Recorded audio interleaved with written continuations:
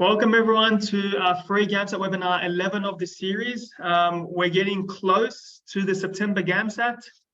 We've got about, I think it's 6 weeks, 6 weeks now. I think 5 weeks. It's very close. It's next month, early September. So not long to go until the last exam for the year. If you are looking for further assistance, you can contact me for a free consult, I guess, to prepare a study plan for the upcoming exam. There is only let's say a month left, so maybe we can discuss ways to approach in such a short time the upcoming exam. You probably noticed here Studio Education. We did launch Studio last week. So the advantage of Studio, if you aren't aware of what Studio is, it provides premier programs, not just obviously for the medical field with the collaboration with IME, but specifically to help high school students with their ATAR exams. So that's the Australian Tertiary Admissions Rank for those who want to enter university.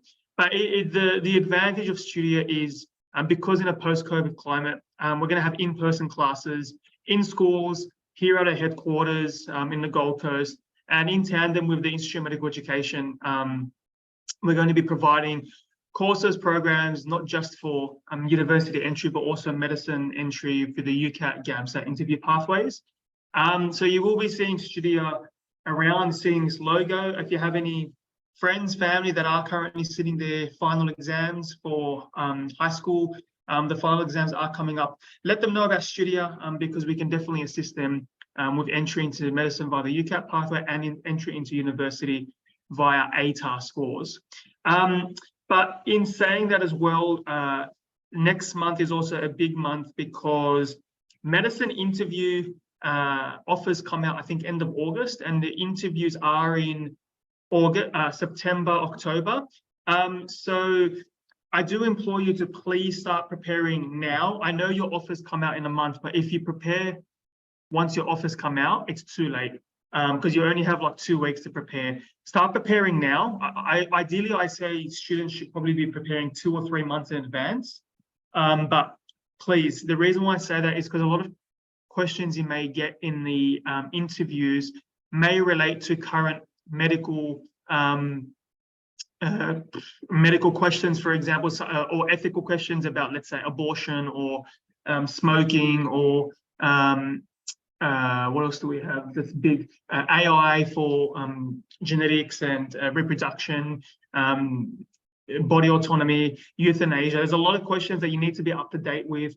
Current legislation for the state you're applying for the university. If you're a university in Melbourne, applying for university in Melbourne, there's no point in learning the legislation of Queensland if you're applying for a medical school in Melbourne, where Victoria, there's different laws. So this is why we say prepare months in advance, because there's a lot of little things that you need to know. Budget in terms of medical spending and federal budget, state budgets, what's allocated, what programs are out there. This takes time to practice and learn. So start preparing now. We will be having a webinar 13. We are going to go through some practice interview questions, so free GAMSAT webinar 13.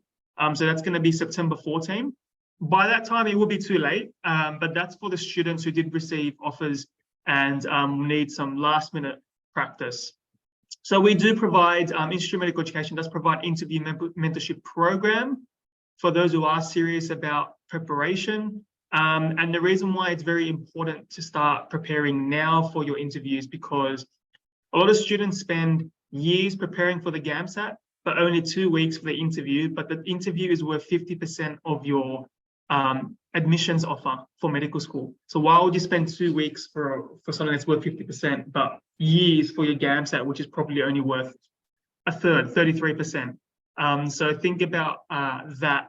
If you're very serious about getting into medicine, you'd start preparing now. And if you do need help, again, we've got lots of free stuff on our website for interview prep. So you can go on our website. I'll go on the next slide and show you where you can access this free material. And you can always contact me directly and we can discuss, I guess, a plan moving forward.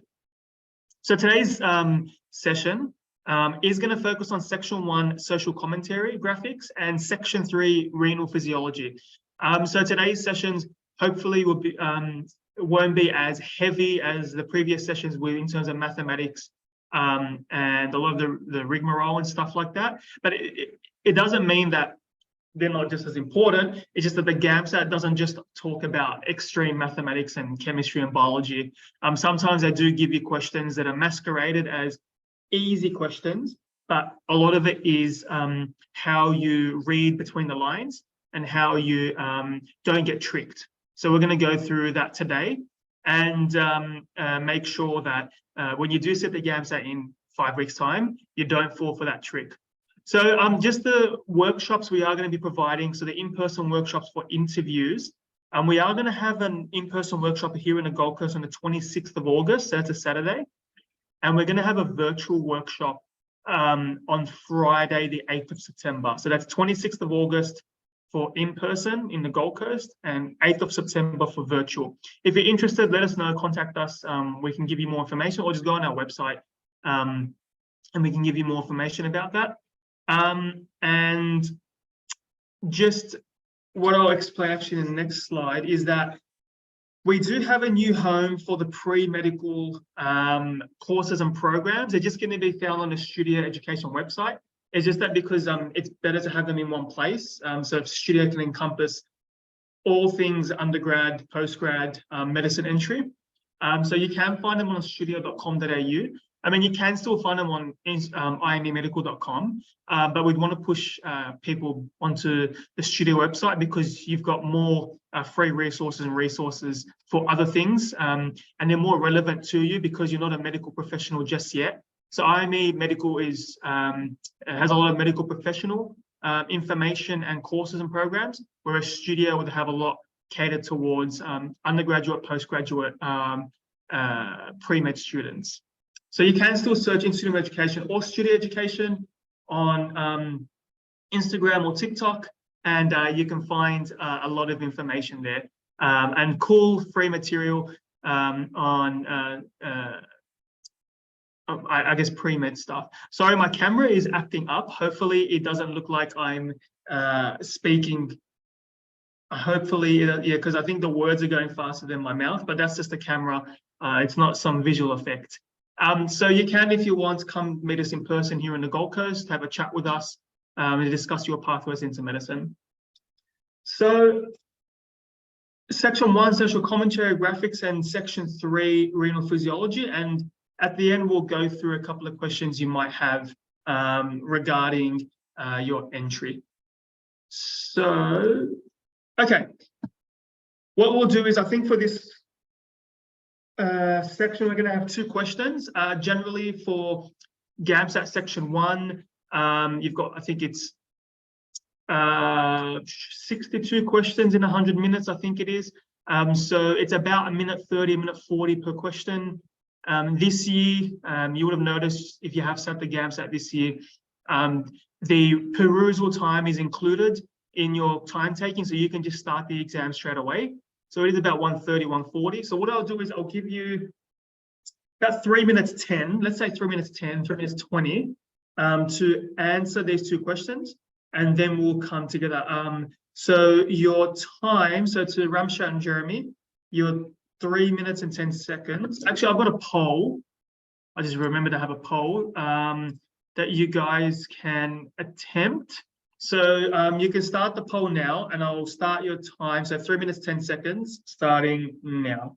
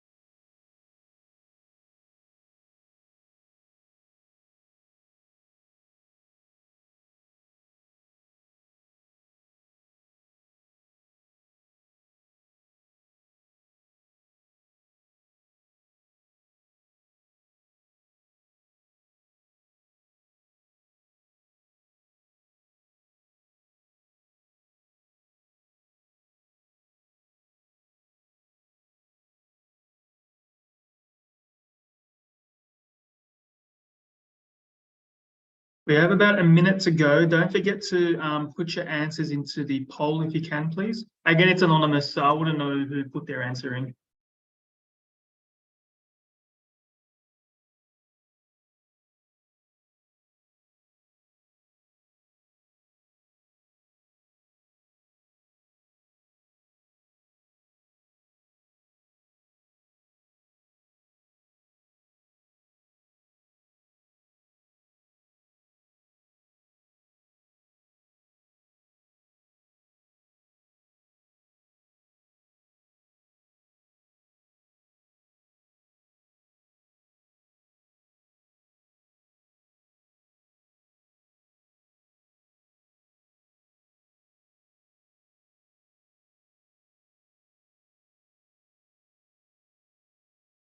Okay, we've got 10 more seconds. Still waiting on one more respondent. 5, 4, 3, 2, 1. So please just put your answers in now. Just waiting. I'll give you 5 more seconds to put your answer in.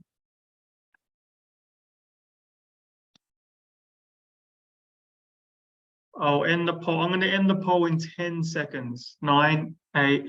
Here we go. Great. Okay. So let's have a look. So this section 1 question. Okay, let me just.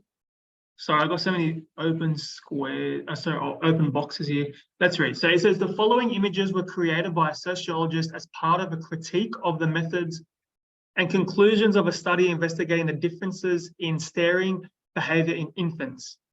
The researchers wanted to demonstrate very strong innate gender differences. The sociologists wanted to cast doubt on their theory using data visualization. So that's fine. That's fine, Ramsha. As long as you get your answers through, that's all that matters. But thanks for putting your answers through. So we've got. The good thing is we do have opposing answers in the poll. Does anybody want to talk me through? Just talk me through the stimulus and the questions. Jeremy, you want to start with you first, or? Yeah, I'm happy to start. Can you guys hear me? Yep, we can hear you great. So, because we don't have much quantitative data there, it's just the x-axis is just time looking at mobile. So you don't know if it's if those parts where they don't overlap are significant from a statistical point of view. So I didn't feel like number A, that's why I thought number A was false, because the word strongly supported, it doesn't seem that way. It feels like the main idea in this graph is that there's a big overlap between the colors. And so that's what I immediately saw. And then I was looking at the next one, demonstrate gender behavioral differences in some different metrics. That, I mean, that was kind of my, you know how there's always two that were, you can cross out two, but then there are two that are hard to choose between. But yeah, once I've been doing the crossing out, I've found it so helpful. So like the 50-50 rule, right? So you just knock out until you're left with two. Like I literally put A, B, C, D on a page and physically crossing it out has really like halved my time on each question. So B, I just skipped B, I went to C, and I was like, suggest that boys have a hard time understanding emotions. Now, I don't feel like we've really talked about emotions very much. You know, yes, they're looking at the face, but, you know, you can't apply anything about emotions. There's nothing directly stating emotion. Then I went to D, and I said, demonstrate there's a large difference between boys and girls. So, to me, while maybe B, because there was multiple graphs, it does show different sort of, you know, metrics, I guess, but D was the most correct in my opinion, because it just simply showed overlap. Mm.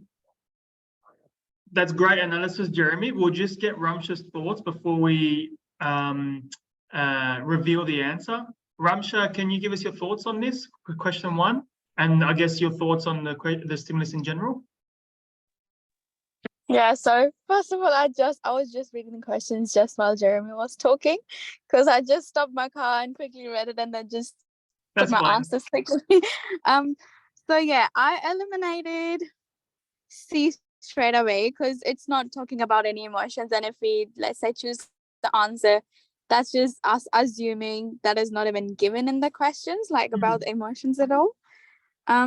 And yeah, I was also a bit confused about B and D, so I went ahead with B, thinking like if I just have a look at this and it's just showing me like the sociologist wants to show us a different behavioral, like people's different behaviors, infants, just on different metrics.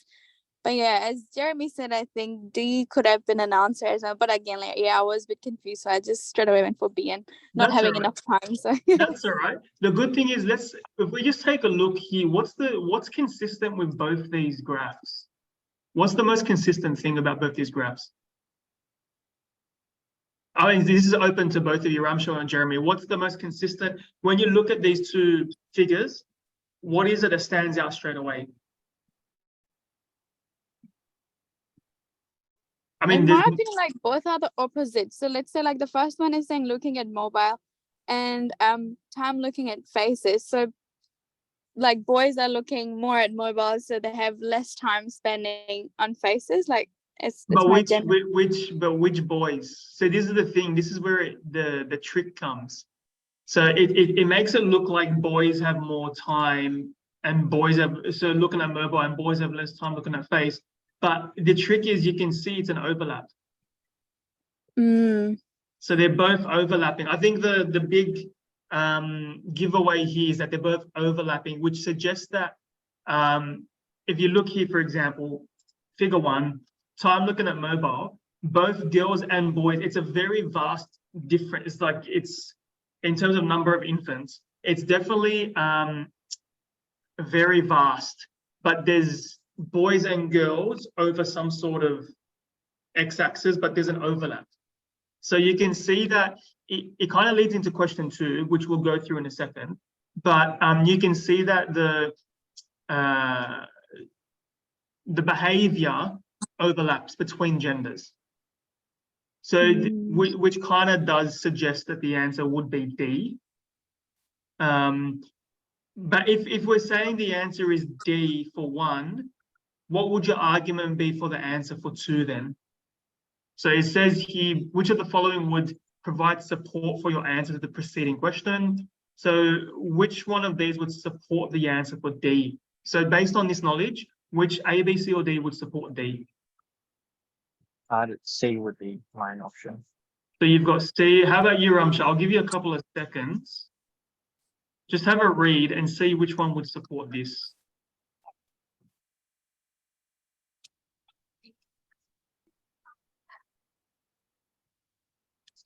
Yeah, it's more likely C. Great. So can anybody walk me through why they would say the evidence would be from multiple areas of inquiry demonstrating insignificant differences in behavior between boy and girls? So why would you go with C and not the rest? Jeremy, can you give us your thoughts? Well, the overlap, because of how much overlap there is, you know, if on the premise that they were both like a normal distribution, then I imagine, you know, my statistics isn't that great, but I imagine maybe significant would be like around 5% overlap. I don't know if is that correct? I wouldn't know the exact numbers. I have to punch it in the calculator, but let's just say there's an overlap. There's an overlap, but at least we know that there's a massive overlap. So yeah, it's like insignificant was the main word for me. But the others, it was just like the best fit.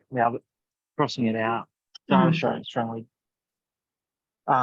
Because A is, you know, the complete opposite of C. So I've crossed that one out. If they didn't overlap, that would be strongly divergent. Experiments demonstrating gender differences. Again, B is talking about differences when overlap is talking about similarities. So the keyword there is differences. And then D would have been, you know, I guess supporting C maybe, or like just like a reason for, you know, it's like if C was found to be right, the areas where C wasn't right is because of D in a way. You could think about it like that. How, okay, yes, if you it's like why were there behavioral, why were there differences? Well, maybe it's just it was the parent, it was that variable, not the gender variable. But that's not really like the, you know, that's not going to support why there's an overlap. That's going to be supporting why there wasn't an overlap. And it's also like anecdotal evidence, from parents. And you can see here, this is scientific. We're looking at time spent on phone. It's kind of like a scientific procedure. And they're getting anecdotal evidence from parents. It's a dead giveaway because it says provide support. Realistically, anytime you're looking for support for anything, anecdotal evidence in very small situations is usable, but not when you're using proper graphs where scientific, by sociologists, where scientific integrity here is at stake. You're not going to be using parents' anecdotes, which is why you can cross off D. We're left with C, which is the correct answer. What it's saying is that, I guess, evidence from multiple areas of inquiry demonstrate there isn't that many much difference between the boys and girl infants because of the overlap. You can see it's really hard to say that boys and girls have, I guess, differences in staring behavior because the evidence is quite clear here. It's inconclusive. It's not inconclusive. It's showing you that there really isn't that much difference. There really isn't. And I think you can always argue that if you're going to answer this section 1 question, let's say you've got 10 seconds left in the exam, you can always just intuitively just say, I mean, boys and girls when they're infants, it's like an innate thing. It's not sexual dimorphism that girls are more attentive than boys when they're very young. If you think of an evolutionary advantage, what evolutionary advantage would there be for girls at an insignificant young age to have better time looking at their face or mobile compared to boys? What advantage is there? Is there an advantage? Because realistically, when you're that young, boys and girls should have the same innate qualities, and that is to grow, survive, form bonds with their family, friends, learn, and to grow. That's the whole point of being a child. Maybe when you get older and sexual dimorphism is quite present, so it's more evident that it's different. Like, for example, bone structure, structure of different organs to facilitate childbirth or reproduction. So it becomes more obvious later, but when they're that young, if you look at it from an evolutionary standpoint, evolutionary speaking, it would be advantageous if both boys and girls had the same level of staring at that age. Is there any questions you'd like to ask or comment on this, I guess, stimulus, section 1 stimulus? You're good, sweet with that. So yeah, with section 1, it's not just reading papers, articles, and reading lots of text. Sometimes you do get thrown sociologist type questions. Again, context does help. If you do understand, remember, when you're looking at the graph, you're not just looking at X, Y, and what's on the graph. We don't want to make inferences, but at the same time, if it's a section 1 question, context does really help. If you have a fair understanding of logistics, remember, when you're dealing with sociology, a lot of it is what makes sense, the most sense, evolutionary speaking, and what makes the most sense in a functional society. That's the way I would look at it. So what we'll do is we'll move on to section 3, renal physiology. So we've got, I think we have 4 questions here. I doubt it'll take you, because it's 2 minutes per question for section 3. So you've got 75 questions in 150 minutes, so 2 minutes per question.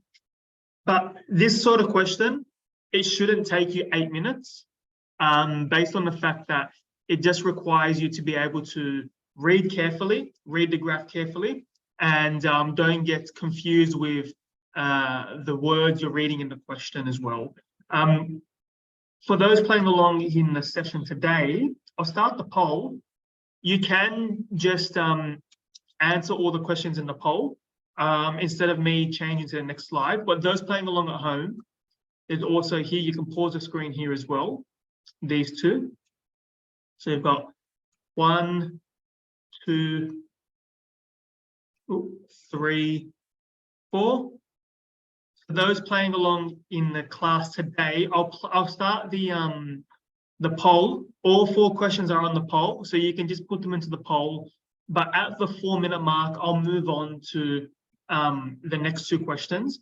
However, those playing along in the session today, if you all answer the questions straight away, just let me know, or I'll see you in the poll. Please put your answer to the poll, and then I'll just stop, and then we'll go through the answers. So your time starts now.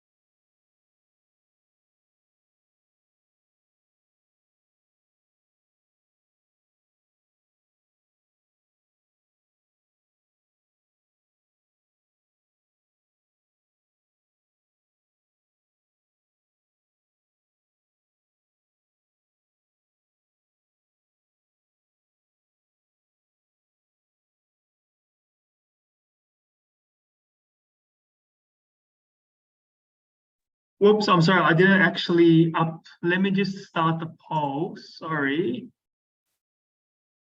There's the poll. All right, sweet. So you can put your answers in the poll. Sorry about that. You've got, it's been 1:15, so you've got about 7 minutes to go.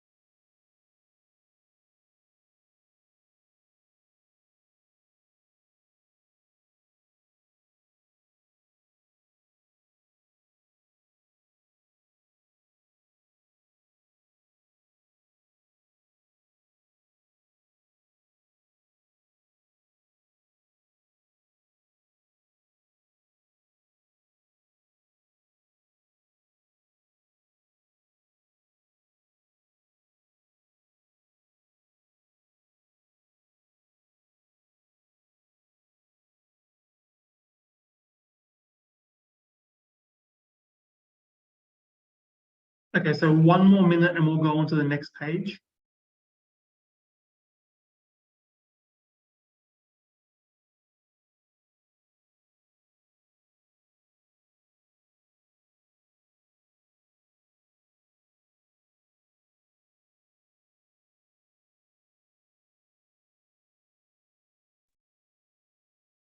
Hey, Ramsha, we still got 4.5 minutes.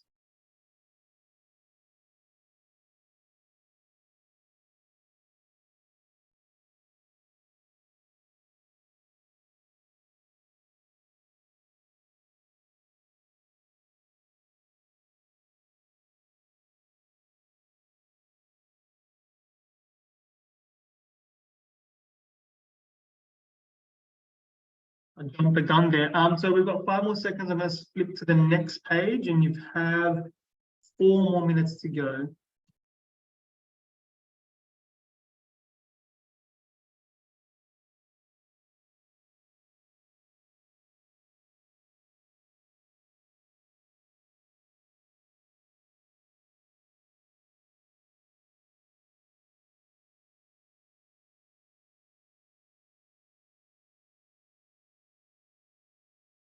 So if you do finish answering your questions quickly and you're confident in your answers, you are welcome, obviously, in the exam to move forward. So that extra buffer time gives you, I guess, extra time to answer more difficult questions along the track in the GAMSAT. Not every GAMSAT question is supposed to be an absolute head doer. Some of them are, as long as you know the stimulus stuff and you know all the content, they're very easy to answer. So you can give yourself more time for the others. So we do have 3 more minutes. We're just waiting on, I think, Ramsha. When you put your answers in, we can go forward. So 3 more minutes.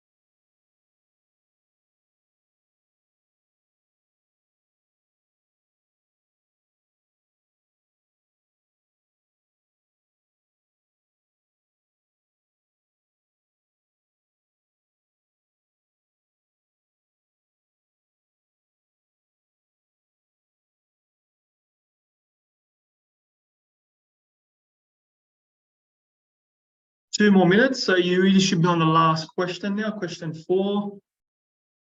And then we'll stop and we'll start, we'll just explore the questions.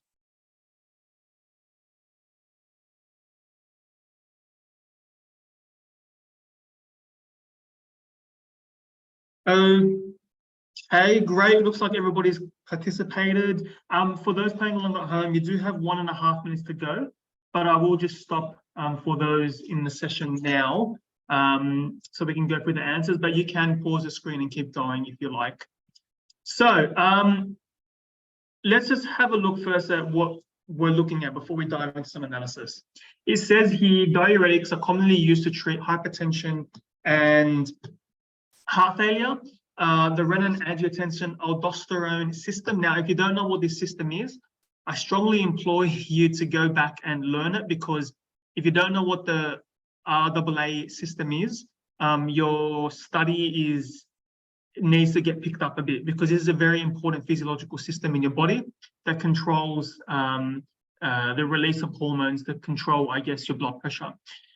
Is activated in patients with heart failure to increase blood volume and elevate venous pressure. This system actions kidneys to retain sodium ions and water and increases the pulmonary and systemic edema. Diuretics help reduce pulmonary and systemic edema and lower overall blood pressure by eliminating sodium and potassium and water through urine. However, diuretic resistance is observed in some cases, as shown here in the graph, where you've got diuretic concentration on the x-axis, fractional excretion of sodium on the y-axis, and you've got a purple showing the normal dose response curve of diuretics in normal control and those in heart failure. So what I'll do, so having a look at your poll, it's great to see that a lot of similar answers and some answers that are actually dissimilar. What we'll do is the first two questions, how about we walk through it, or just walk through me through your approach here. How about we start off this time with Ramsha? How did you go? Can you tell me when you saw this question, what came to mind and how you approach these questions?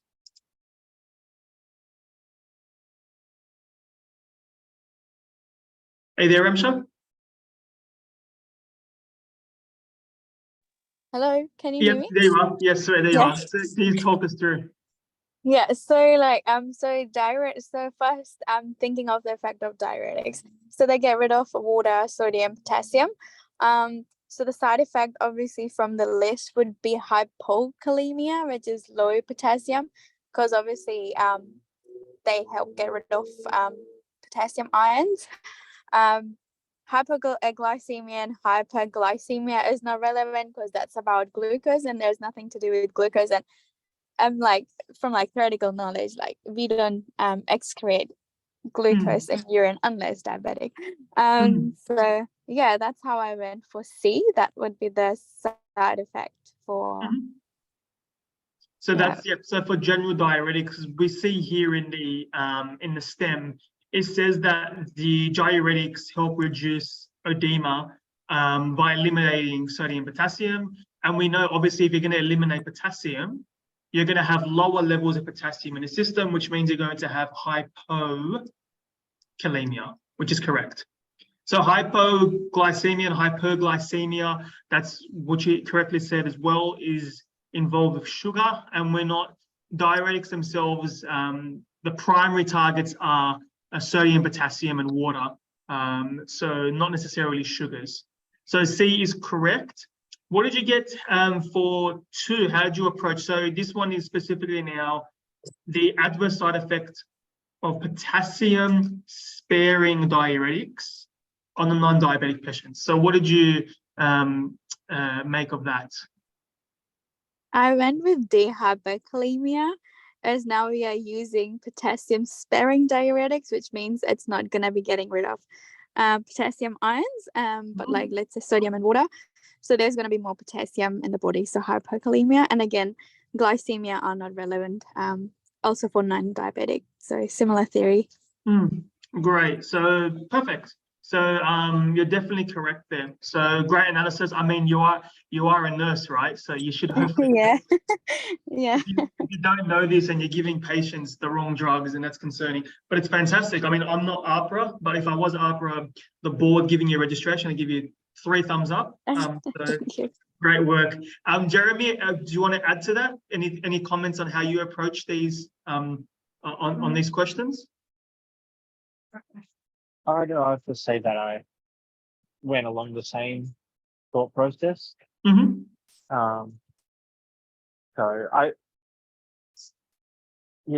one of those questions where it just seemed intuitive to the point where I thought it was a good question, and I was like, is there an indirect way that the concentration of glucose could be affected by changing these ions in water in the blood? But I thought, don't overthink it. Just go with the one that seems the most correct.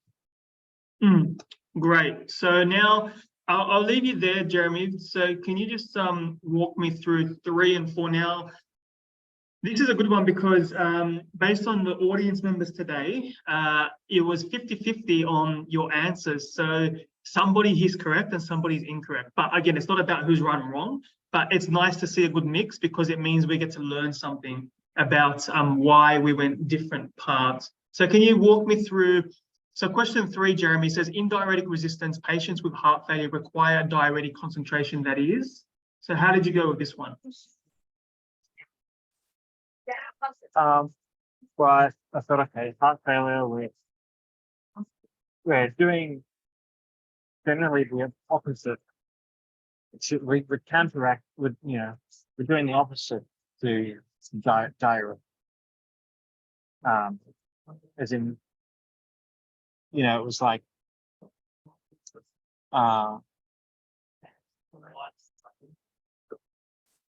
this is because the RAS system in heart failure activated to increase blood flow volume, elevate pressure, retain sodium in water.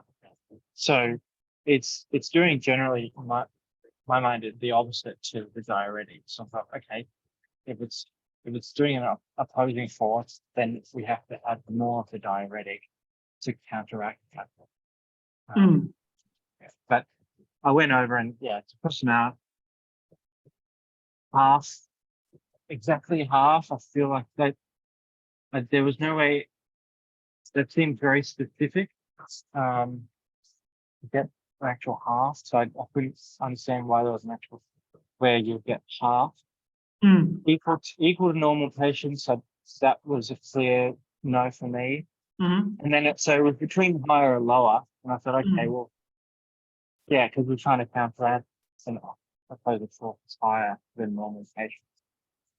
Okay, so you're going with higher. Great. How about you, Ramsha? What's your analysis here? So I went with C. So like for me, looking at the graphs, you could see as the diuretic concentration is increasing, the effects on the heart failure versus normal patients.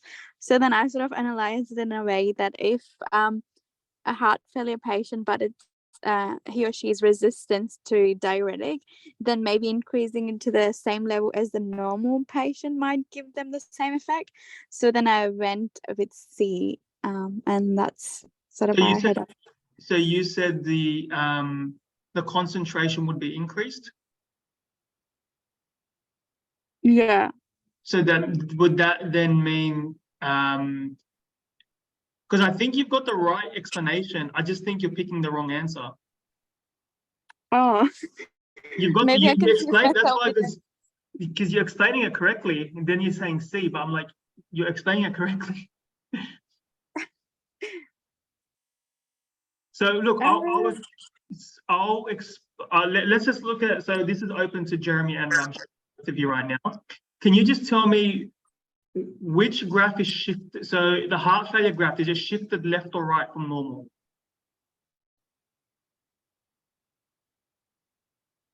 So if this right.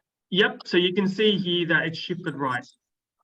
So what is that? If it's shifted right, what does that mean? Let's just pick any points on the two that have the same fractional excretion of sodium. So if you just pick the same y-axis point, just keep it constant, so it is constant, and just measure the difference. You can see clearly that you can see here that the diuretic concentration required for those with heart failure is higher than those with. Oh yeah. So it would be A. Or no, B. B, yeah. Yeah, no, you got it. It's B. It's you've got the correct answer. It's, I don't know what's happening. Maybe maybe it's flipped over on your computer. But yeah, so you've definitely got the right. You've got it right. It's just so it is B. So this is the easy. If you ever see graphs like this, I always just like to draw a line where you find the constant. Draw a line across so that you can compare two variables. But you can see clearly that those with heart failure require a higher diuretic concentration to achieve the same fractional excretion of sodium as those of a lower concentration than normal population. That's what you can see clearly and then you can say that the graph is shifted to the right. So this is the same if you want to read, for example, oxygen hemoglobin percentage saturation curves. So if we've got something like O2 partial pressure, and you've got up here hemoglobin percentage saturation. So sometimes you'd see an S sigmoidal curve, and then you might see another curve like that. So what is this curve saying? Do you guys? I know it's drawn very poorly, but it's the same principle. What does this say? If you draw a line across, so what is this saying? So does anyone want to jump in and let me know what that's saying? Jeremy or Ramsha? Yeah, it's saying like one graph needs, let's say one variable needs more PO2 pressure oxygen to achieve the same saturation than the other one? Yes, exactly. So you can see that this, let's say this protein, this is A protein, this is B protein.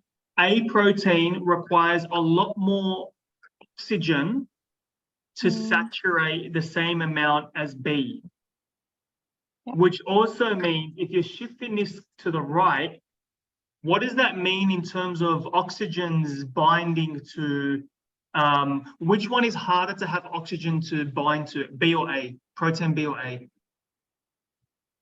A. Yes, that's right. And which means A would be Lower, lower that? affinity. Yes, so A has a lower affinity, which also means if you were, so in which instance would it be better to use, to have this shaped graph, A over B? What physiological activity would you require to have this rather than B? What's an activity you can think of where you've shifted the graph to the right? Any sort of physical activity. So why would you need it to be shape A graph for physical activity? Because if oxygen's bound to hemoglobin, it's not free for the use of the body. Yep. So the good thing is the important thing is, as you've said as well correctly, is that if the graph shifts to the right, it means that the hemoglobin is more readily lifting or offloading the oxygen as well.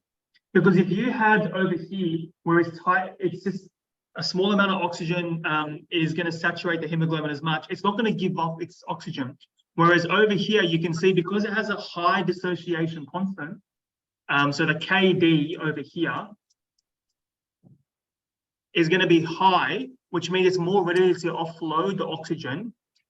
For those exercising, especially when you're going through oxidative phosphorylation and you need to release the oxygen to get to your muscles for recovery, that's why you'd see the curve shift to the right. That's why you'd see A.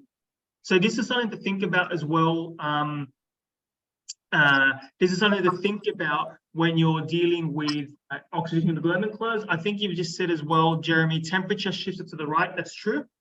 So temperature shifts again because I think hemoglobin changes its conformation. Hemoglobin also changes conformation when it binds oxygen. The more oxygen it binds, so for every oxygen it binds, it can bind more. So hemoglobin is a very special, I guess, protein, if you want to call it that, or macromolecule. So it's definitely, you can see how if you learn about this graph, you can translate it to other graphs.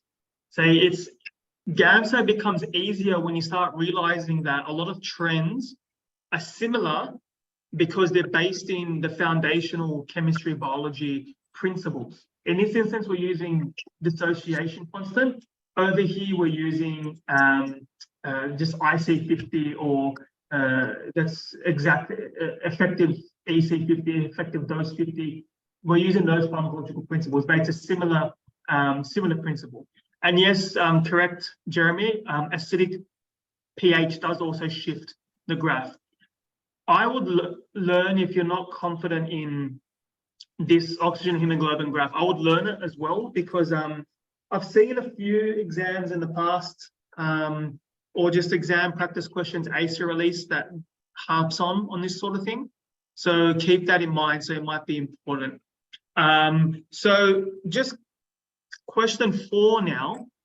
It says in figure 1, the rate of fractional excretion of sodium is, we're talking about rates now. Remember rates, if you're big on calculus or if you're big on integrals and derivatives, it can definitely help you here. So it's something, oh, sorry, just one question from Jeremy. Fetus shift to the right or to the left? So yes, babies in the fetus, they are strongly shifted to the left. The graphs, I mean, if you do get it in the exam, you would see that the oxygen, the hemoglobin for neonatal, prenatal, I'm sorry, I can't remember the term, would be stronger associated. And you can look that up as well. Why does the oxygen hemoglobin curves of children, or what we call it, those in the embryo or the womb, why are they more shifted to the left than to the right? It's something you can look into. So we've got a question from Ramsha as well. I got 3 wrong. Sorry, it's more of a comment.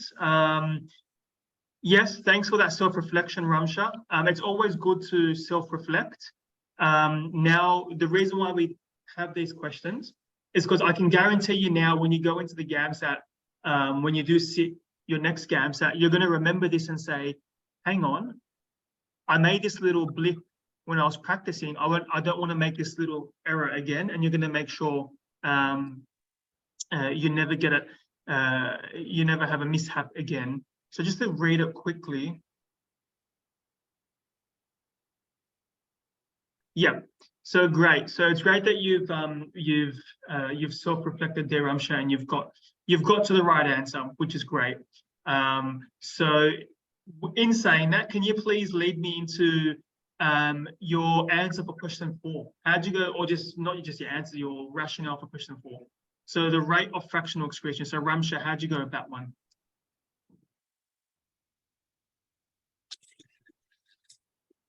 Are you there, Ramsha? I think your microphone. Ramsha, are you there? Hello? Hello, can you hear me? Yep, I can hear you now. Yeah. Sorry, I've been getting calls and I think it just disconnects my mic for a minute. No, that's all right. How'd you go with number 4? So, I went with D for 4. Why would you go D? Now I'm trying to think. That's all right. Have a think, and I'll get Jeremy. Jeremy, what did you go with?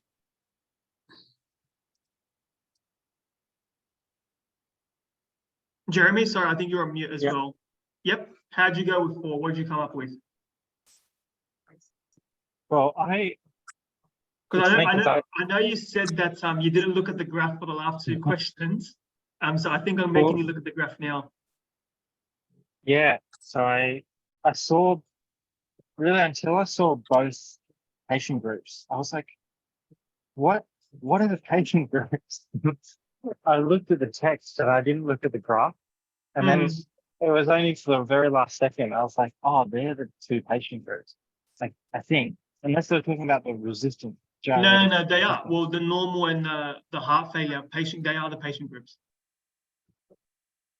Are they saying heart failure is kind of like diuretic resistance? Or is that a third group? So what it's saying is that there's diuretic resistance is observed in some cases, and you can see that it's obviously in the heart failure cases. You got the normal group and you got the heart failure. Oh, okay. For some reason I thought that was like a third group. So that's what got me a little bit confused with this question. So fractional, so excretion, basically it's like sodium excretion.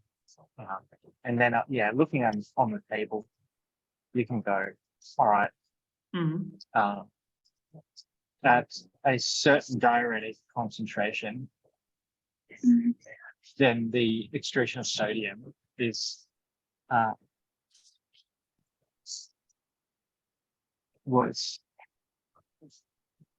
it's higher in all patients. Okay, so you've got higher.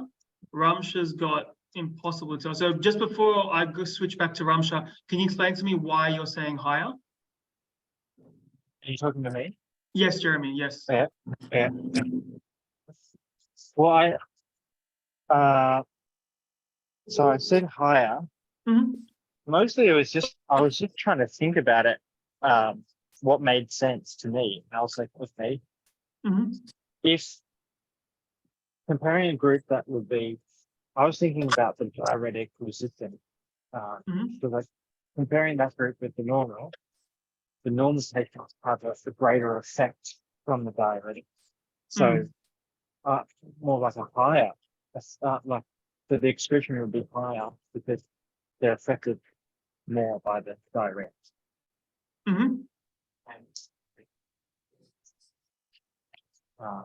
Does that No, all no, make sense? Or? that's good. That's good. I'll just quickly get Ramsha's thoughts, and then we'll put both your thoughts together, and then I'll let you know which one is the correct answer. So Ramsha, have Yeah. you had time to think about your answer? Yes, yes. So the excretion rate is dependent on the diuretic concentration. So when I was reading the options, none of them specify that if it is higher in normal patients, but with a low concentration. And there's nothing that says in one of the options relating to the diuretic concentration itself. Mhm. So then reading other options, I was like, well, other options are not complete, giving us like a complete picture of what's happening in the graph. Excretion is happening, but it's dependent on the concentration of diuretics. So then I went with impossible to tell, as it's not giving us like the answers. Yeah, I just eliminated all the answers depending on the information they were giving. Okay, great. Thanks for that, Ramsha. So what I'm going to do now is I'm going to show you. So this is why the GAMSAT is so frustrating, because sometimes you both gave such great, elegant, comprehensive answers, but there really is one quick way to get the answer without even having to do any science. It's just looking at the graph and using calculus. It's just using simple, say, calculus. Remember, we're talking about rate. Whenever you see rate on a graph, how do you calculate the rate? So do you guys remember the equation y2 minus y1 over x2 minus x1? And remember, with slopes of graphs, if a graph is sloping flat, the rate is going to be 0. So you know straight away if it's flat, it's 0, because you can do the math. But if you're the more steep, so let's look at the steepness of the curve. This is this steep, where this one's a bit flatter. So the steeper your curve, obviously the greater the rate. The flatter your curve, the lower the rate. So just by looking at the curves, you can see that the normal curve is steeper than the heart failure, which is a bit flatter. You can see it's a bit flatter. So straight away, you're going to know that the normal curve is going to have a higher rate of fractional excretion. So if we're looking here, fractional excretion of sodium, just by looking at the graph, you can definitely see the slopes, and it's going to be C. So yeah, I know, Jeremy, yeah, if you look at the slopes of the graph, see, sometimes it's just one little word in the question, and you can just find that quick answer. I know, Ramsha, I'm sorry, I made you talk.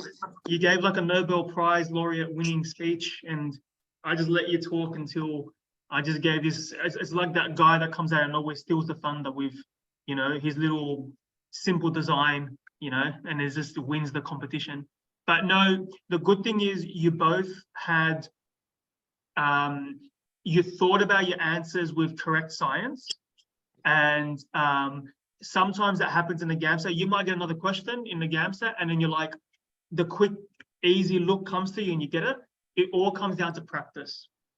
So I think now, looking at graphs in the future, when you look at GAMSAT graphs, if you're quick enough, you might look at it and say, okay, this is the scientific way. The second way is, okay, this is the mathematical way, which is calculus and algebra. The third way is, okay, I'm an absolute, let's say me, for example, I'm an absolute simpleton. I'm going to look for the quick way, like a puzzle. And I know in puzzles, clearly the graphs look different, or just, you know, some sort of recognition of the puzzle or recognition of images. I can acknowledge that the normal graph here looks different to the heart failure. What is it about normal and heart failure graphs that look different? One, shifted to the right, it's higher, the slope is more steep, and you can also say that it requires a higher concentration to get the same effect for heart failure. So Jeremy, slope is tricky because it depends on what axis is. That is true, it depends on the axis. But in this instance, if we're talking rates, especially if it's a simple polynomial graph, if it was some weird graph like this, I mean, fair enough, you'd be like, what the hell? But if it's just a simple line or sigmoidal curve or something like that, you can see, also it's a very dodgy sigmoidal curve, something like that, you can get the linear portion and you can get an idea. But also it would make sense, again, intuitively, it would make sense that normal human, I'm so sorry, I just offended like the population of those with heart failure. Those with canonical fractional excretion of sodium, so normal excretion of sodium, you'd ensure they would be functional. Functional means it would be quick. It'll be higher in the normal patients. It makes sense. Of course, it's going to be higher. That's normal functioning. For those that have heart failure, it would be defunct. So it'd probably be slower. So yes, Jeremy, like velocity to distance versus velocity to time, that is true. But it is case by case basis. When you look at these graphs, whether you're going to look at it and say, I'm going to look at the slope, or whether you're going to do some big scientific spiel, it depends on context. But again, at least now you've got in your arsenal a few things to look at when you study the graphs. You look at the shape, you look at the math, you look at the science, and you may do all that. You only have 2 minutes per question, but with more practice, you get it out. But the good thing is, you got the right answer in the end anyway. It doesn't matter how you get the answer, as long as you get it done within the time limit. And that's the most important thing when it comes to GAMSAT. You don't get paid extra marks for being a genius. You only get paid marks for getting the right answer. So that's the most important thing. So before we move on and close, is everybody happy with this section 3 kind of stimulus? Okay, great. So now, do you have any overarching questions? I mean, the next free webinar is going to be on the 24th of August. What's that one going to be about? I can't remember what that one is going to be on. What did I make it on? I can't remember exactly, but I know that the last webinar for the series is going to be the webinar 13, it's going to be the interview one. So webinar 12, I can't remember exactly, but I'll send you information. I'll send you more information later. Ramsha, do you have a question? I think you're on mute, Ramsha. Oh, hey, no questions, but just wanted to say thank you. Oh, no, that's right. Sorry, that's great. After attending your webinars and looking at different perspectives of approaching those questions in GAMSAT. That's right. I hope to see you again in the next one anyway. So we've got a couple more. And if you are interested, obviously in the future, you can come talk to me privately, and we can have like some consult regarding your pathways and stuff. So for those watching, it's not just if you can't attend the classes. I know because some of you are international and different time zones. You are welcome to email me or contact me. I've got new contact details here. This is just for Studio. But again, if you did have my previous email with Institute of Medical Education, it's still fine. It all goes to the same email. So you can contact me. We can discuss moving forward and programs that can probably be suited to your preparation. So we are going to have the next webinar, 24th of August. For those enrolled in the programs with Institute of Medical Education, we are going to have like 6 webinars this month. So you've got lots and lots to look forward to. We do have the webinars coming up. The workshops coming up. So you've got your August 26th is a live workshop here in the Gold Coast. That's the Saturday. For interviews, you've got virtual workshop on the 8th, which is the Friday. So if you want to enroll, register, let me know. Premier program students, you get complimentary access. Interview mentorship program students, you also get access to the workshop. But for those who are outside of Institute of Medical Education, you can contact me and to enroll. And I think that's everything I wanted to cover. Anything else before we sign off? Just again, Studio Education, we launched recently. It's going to be big for those looking to get into medicine via I guess, high school ATAR and undergrad medicine and postgrad medicine. So we're all now a big home with Studia. And the big benefit and advantage is because of post-COVID environment now, we're doing classes in person in schools here in the Gold Coast as well. So it's going to be fun, awesome year ahead.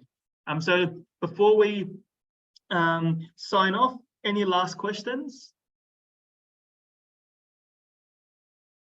Okay, silence means everybody's ready to go home. It's a Friday. Great. Thanks for attending, Jeremy and Ramsha. Thanks to everybody else watching. I'll send you more details about where you can access the recording next week. Anyway, have a fantastic weekend, a great study period coming up, and we'll talk soon. Bye now.